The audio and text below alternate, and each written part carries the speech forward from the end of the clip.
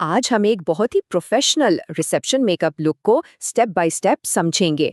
मतलब एक मुश्किल ट्यूटोरियल को बिल्कुल आसान गाइड में बदल कर देखेंगे। चलें फिर शुरू करते हैं ये मास्टर क्लास। और मज़े की बात ये है कि जो असल आर्टिस्ट है ना, वो इसे एक फाइनल इम्तिहान कहती हैं। यानी ये एक तरह का चैलेंज है कि देखें हमने क्या सीखा। अच्छा, तो इस पूरे लुक को हम 5 हिस्सों में देखेंगे। सबसे पहले प्रेप यानी जिल्द और आँखों की तैयारी। फिर आएगा वी शेप आई मेकअप। उसके बाद एक ग्लोसी सी बेस कैसे बनानी है, फिर चेहरे को शेप कैसे देनी है और सब कुछ सेट कैसे करना है, और आखिर में फाइनल टचेस। तो ठीक है, सबसे पहले हिस्से से शुरू करते हैं और देखते हैं कि एक परफेक्ट कैनवस बनाने के लिए सही तैयारी कितनी ज़रूरी है। देखें, मेकअप शुरू करने से पहले सबसे ज़रूरी है अपने कैनवस को समझना। यहाँ मॉडल की जो स्किन टोन है वो मीडियम है और स्किन टाइप ड्राई है। अब यहाँ एक बहुत ही मज़े की टेक्निक इस्तेमाल हो रही है, टेप। ये एक ज़बरदस्त प्रो ट्रिक है, खासकर उन लोगों के लिए जो अभी सीख रहे हैं। इससे आई शेडो की जो वी शेप है ना, वो बिल्कुल शार्प और क्लीन बनती है। तो आंखें तो तैयार हो गईं, अब आते हैं असल काम की तरफ, वो dramatic multi layered V shape I look बनाने पर। तो शुरुआत होती है एक हल्के ब्राउन ट्रांजिशन शेड से। इसे क्रीज में अच्छी तरह ब्लेंड किया जाता है। ये समझें कि ये एक बेस है जिसके ऊपर बाकी सारे रंग आएंगे। अगला कदम, एक बहुत ही वाइब्रेंट शोख सब्ज रंग, लेकिन उसे लगाने से पहले एक सफ़ेद बेस लगाई जाती है ताकि रंग खुलकर नजर आए, मतलब उसका पिगमेंट पूरी तरह नजर आए। और सारा फोकस पल्क के बीच वाले हिस्से यानी आईबॉल एरिया पर होता है। लुक में गहराई यानी डेप्थ लाने के लिए एक डार्क ब्राउन शेड को आंख के बाहरी कोने पर लगाकर ब्लेंड किया जाता है। बस इसी से वो परफेक्ट वी शेप मुकम्मल होती है। अब बारी है आंखों को फाइनल टच देने की, जैसे कि ब्रोबोन पर सिल्वर हाइलाइटर, इससे आंखें बड़ी लगती हैं। फिर पलकों पर थोड़ा सा सिल्वर डायमंड पिगमेंट, एकदम चमक आ जाती है। और आखिर में जेल लाइनर से एक तेज विंग्ड लाइनर।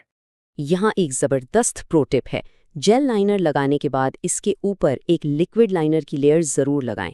इससे क्या होता है, लाइनर अपनी जगह पर लॉक हो जाता है और बिल्कुल भी फैलता नहीं है। चलें अब आगे बढ़ते हैं और देखते हैं कि एक फ्लॉलेस ग्लॉसी बेस कैसे तैयार की जाती है, जिससे आई मेकअप और भी ज़्यादा उभर कर सामने आए। अच्छा, एक ग्लॉसी बेस का मतलब सिर्फ फाउंडेशन लगाना नहीं होता। इसकी तैयारी बहुत अहम है। सबसे पहले तो चेहरे पर जो आई शैडो गिरा है उसे साफ करना है। फिर क्योंकि स्किन ड्राई है तो मॉइस्चराइजर लगाना बहुत ज़रूरी है। उसके बाद प्राइमर, ताकि स्किन टोन इवन हो जाए। और फिर जहाँ ज़रूरत है, जैसे झाइयों पर, वहाँ बहुत थोड़ा सा कलर करेक्टर लगाकर इसे कंसीलर से छुपाया जाता है। यहाँ आर्टिस्ट का फाउंडेशन मिक्स करने का फॉर्मूला दिखाया गया है। मतलब एक परफेक्ट मैच के लिए क्लाइंट की स्किन टोन के हिसाब से फाउंडेशंस को मिक्स किया जाता है।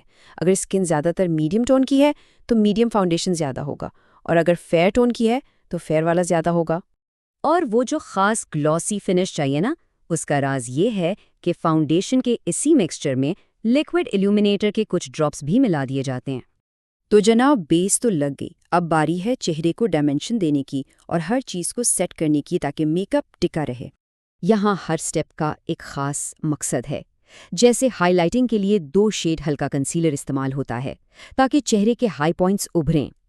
कॉन्टूरिंग बहुत हल्की रखी है ताकि छोटा चेहरा मज़ीद छोटा ना लगे।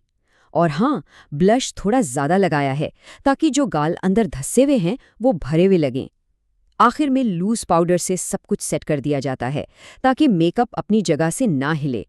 याद है आंखें कैसी लग रही थी? अब जरा देखें, जब बेस मुकम्मल हो गई है तो आई मेकअप का पूरा इम्पैक्ट ही बदल गया है ना कमाल? चलें जी, अब हम फाइनल स्टेज पर हैं। देखते हैं वो छोटी छोटी मगर बहुत अहम डिटेल्स जो इस पूरे रिसेप्शन लुक को एक साथ जोड़ती हैं। फाइनल डिटेल्स में सबसे अहम चीज़ है बैलेंस।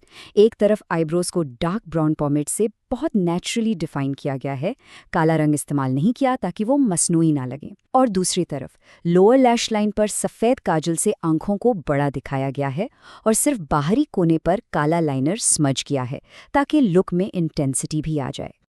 अब यहाँ आर्टिस्ट अपनी एक पर्सनल टेक्निक बता रही हैं, होंठों को ज़्यादा भरा हुआ और पाउटी दिखाने के लिए। ये टेक्निक बहुत दिलचस्प है।